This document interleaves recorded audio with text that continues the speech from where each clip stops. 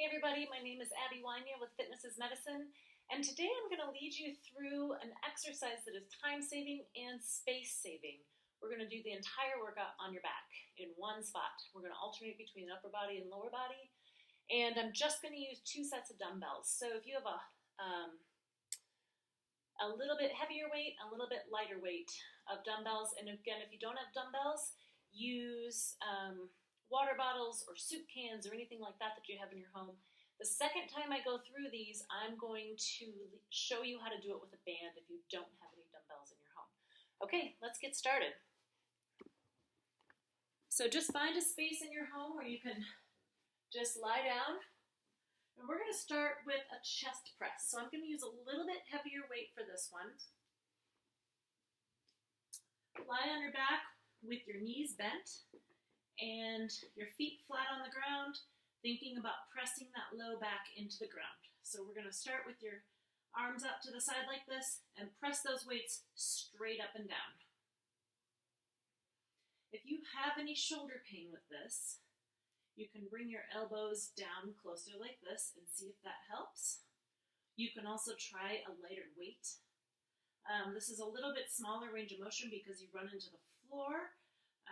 So that's a good protectant actually for your shoulders. So we're going to do this for about 10 or 12. If you are doing it with your elbows out to the side like this, make sure you're not raising up your shoulders. So you want to keep those shoulders down away from your ears.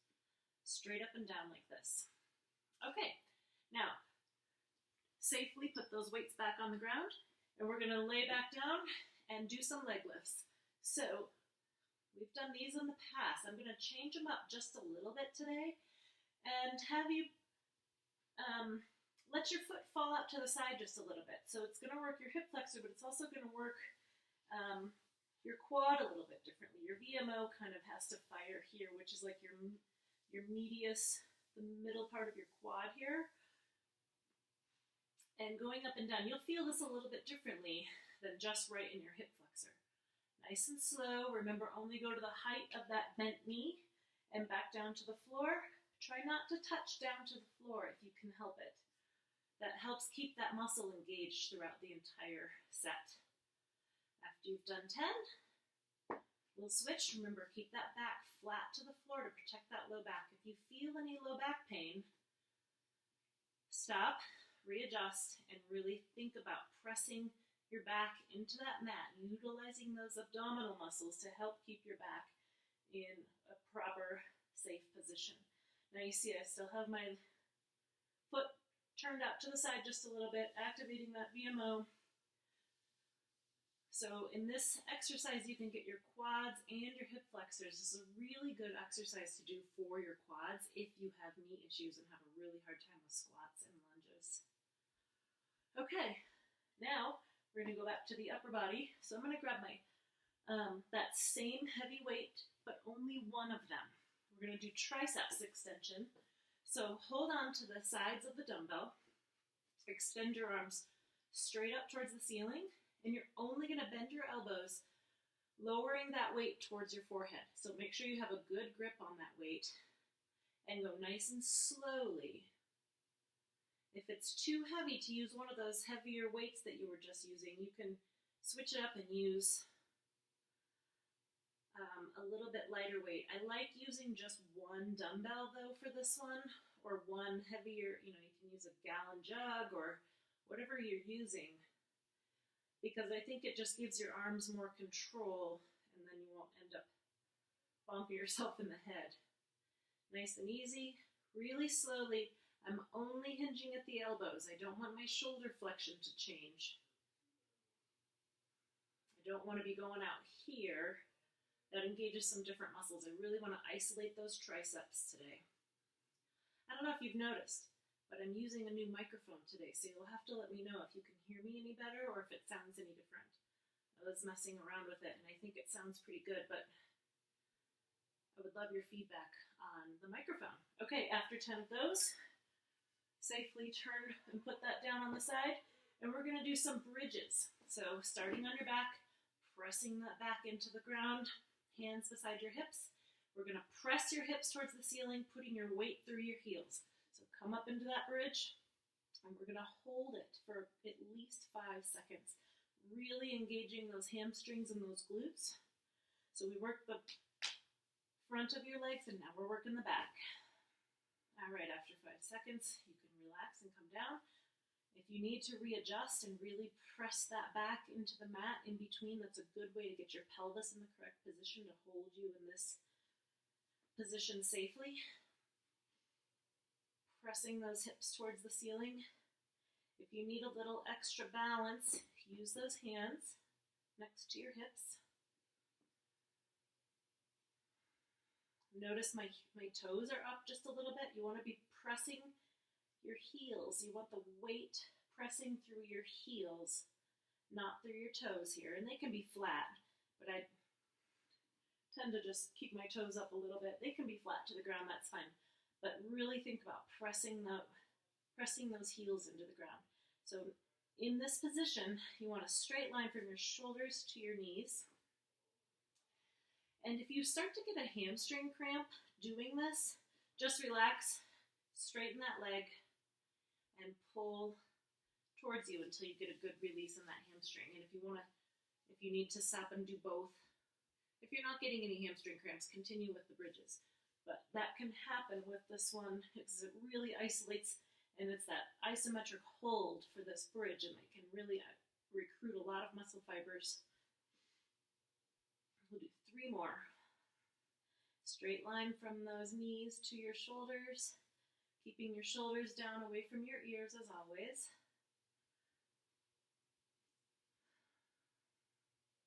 This one can take a little while, but these are really important. These are really good ones for hip stability and lower leg strength, working those hamstrings, which can sometimes be ignored in many fitness programs. All right, good. Now we're going to switch to chest flies. So this is where I'm going to grab my lighter set, because doing a chest fly can be, you need lighter weights than doing a chest press. It's a different torque on your shoulders. So again, pressing that back into the mat. You want to keep your shoulders down. We're going to start with your arms out straight. Bring them straight overhead. So try not to set them down on the ground in between.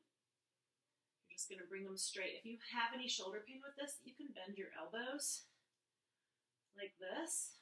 Or if the weight you chose is too much, bending your elbows also helps. Or if you have any elbow pain, bending your elbows will help with this. Nice and slowly. If you're used to doing push-ups in any form, either on the ground or on the counter against a wall or something, these may get your pecs just a little bit sore if you're not used to this motion. So just know that that's a possibility with these chest flies. But that's a good thing, a little bit of soreness. Doing something a little bit differently, challenging or surprising those muscles is always a good thing. Okay, let's do one more. Okay, set those down. And for the final one, we're going to do a reverse plank.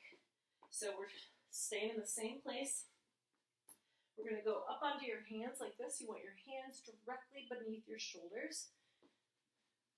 And then we're going to come up like this. So this is another one to work those hamstrings. The goal is to hold this for about 30 seconds, keeping your head in line with your spine. Pulling it up here can be really hard on your neck, and you obviously don't want it hanging down. But you're trying to keep a straight line from your heels to your shoulders again. If you have any wrist pain with this, you can kind of keep holding that. You can kind of turn your hands out to the side, and that actually helps alleviate any wrist or shoulder pain. If you can't hold this for 30 seconds, it's okay. You can come down in between and just work on building up towards 30 seconds. This is a really hard one. Really working those hamstrings. Okay, now we're going to go through them again. So this time I'm going to show you how to, if you have dumbbells, keep using them, but I'm going to show you how to do it with a band if you don't have dumbbells at home. So we're going to start with the chest press. I'm going to lie on the band with it underneath my shoulders. And you can do this, if this is really hard for you to figure out at home, and you only have bands, you can do a chest press standing. Just have the bands about chest height, and it actually works best if you kind of keep it under your armpits a little bit, and then just press straight up. So if you go nice and slowly, and hold it wherever you need to hold it. If you need to make it stronger, more resistance, hold it closer, and just nice and slow, up and down like that. Now, when you get to the top, it can be tempting to want to jut your shoulders forward like that. Just stop at the top of that range of motion. Don't jut your shoulders forward. Keeping that back nice and flat, pressed into the mat or the floor. Okay, and then we're going to move straight back into those leg lifts. So we'll turn those toes out to the side just a little bit. Remember, you're only raising it up to about the height of your bent knee, and then trying not to touch it down to the ground in between. That really keeps that isometric hold on those muscles as they're going up and down. I mean, it's not isometric because you're moving, but not letting it relax in between.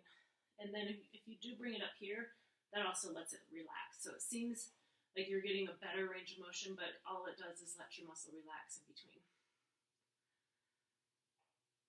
Okay, we're going to switch legs. Turning those toes out to the side. I don't know if you just heard my kids explode upstairs. This is the joy of working out from home, right? There's always distractions. There's always things going on. And you just have to carve out time for yourself and make it happen. I know it's sometimes even harder to do it from home. Even if you have the space and have all the stuff, doing it at home can be really hard because there's always stuff going on. Always people running around. Always stuff to do. Even if you don't have anything to do, you might not feel like working out. Carve out that time. Okay, next we're going to do triceps extension. So if you only have a band, you can wrap it around your knees like this, and we're going to do the same motion we did with the dumbbells. Again, if you have dumbbells, go ahead and use them. Move down just a little. Okay, so I'm going to go straight up. Then same thing, I'm going to take my fists right towards my forehead, only bending at the elbows. And you can decide if you want to have those bands come in between your elbows, just kind of how it feels to you. Lowering and going back up nice and slowly, especially if you have a band, because the resistance is just a little bit different, but you can get resistance along the entire way. And again, you can make it more or less by making it tighter or looser. It's a way to customize it and make it exactly work for you. You should really be feeling it right back here in the backs of your arms. I like to call these the waving goodbye muscles. You don't want your arms jiggling when you're waving goodbye. All right. Okay, next we're going back into those bridges. So heels, weight in your heels, hands beside your hips, press your back into the mat, lift up those hips. The thing I like about this type of workout is if you're really rushed on time or really cramped on space, this is an easy one because there's not a lot of transitions. You don't have to move all around a room. You don't have to go pick up different equipment. You don't have to, it's easy to make an excuse to it's easy to do this without making excuses, is what I was going to say. Sometimes you think, I don't want to have to think about moving around that much. I just want to get it done. And this is a really easy way. I'm not holding these for 5 seconds. I want you to hold them for a good 5 seconds, really get that isometric contraction in those hamstrings and glutes. Remember, keep going. If you get a hamstring cramp, just straighten out that leg, release that muscle, hold it for as long as you need to. You can absolutely stop and do both and then continue your set.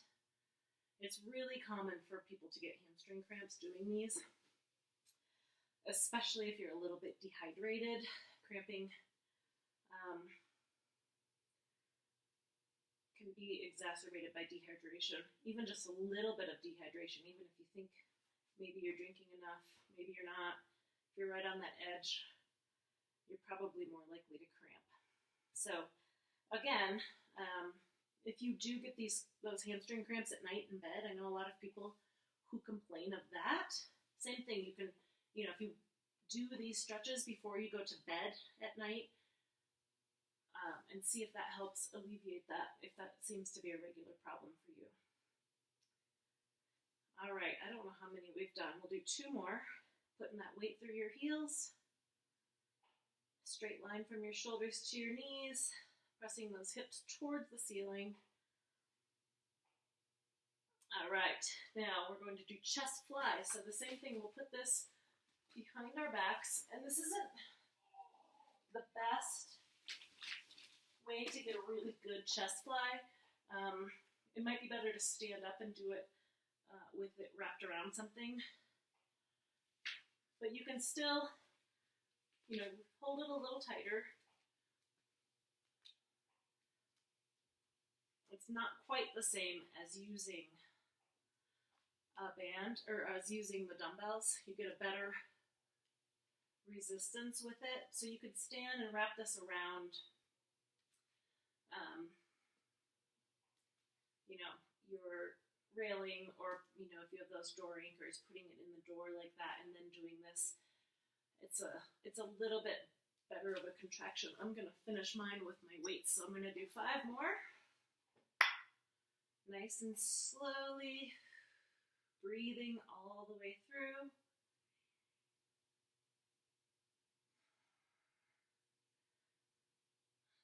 Okay, and the last one is that reverse plank.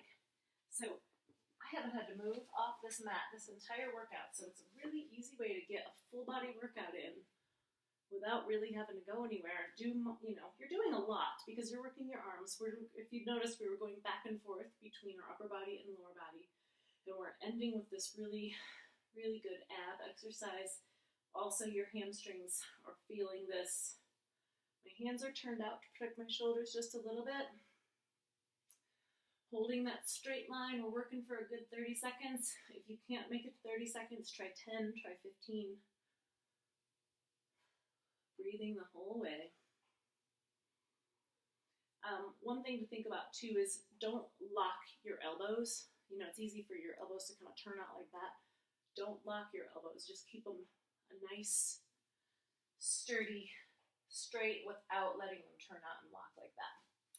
Okay, that was it for today. We're just going to keep that space-saving, time-saving workout. If you're running short on time, you can zoom through those pretty quickly as you don't have many transitions and not a lot of equipment. So let me know what you think. If you liked this, go ahead and like the video, subscribe to my YouTube page, and there's more to come. So I'll see you next time. Thank you, everybody.